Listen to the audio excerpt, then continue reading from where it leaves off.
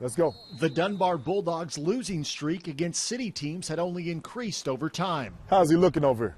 Derek Thomas was hired by Dunbar High School a season ago with the task of turning around a football program. His first step was finding a quarterback to lead the team. This season, Coach Thomas and the Bulldogs were in the midst of a 4-game losing skid, looking for an answer to their offensive struggles. And that answer was closer than expected.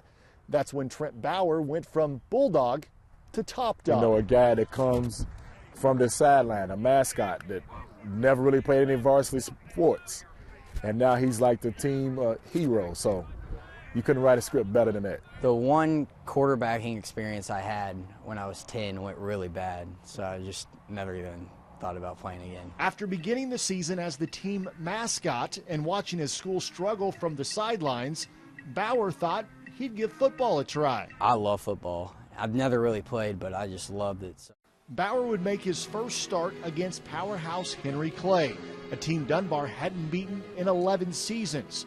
And with the team down by 5 with 2 minutes to play, what came next would be known as the mascot miracle. And here's Bauer out of the gun, throws it down the left side, and it is caught at the 20, and they're going to walk in. Touchdown, that's Thompson, the other quarterback. It was amazing, but just to see the seniors and the tears on their faces and how much joy it brought them, that made my day. The only thing missing that night was a mascot cheering on the sidelines. That spot remains vacant, with some pretty big shoes or paws to fill. Looks like they're going to find a backup mascot because he's going to be playing quarterback from here on out. Lee K. Howard for the Fox 56 Sports Extra.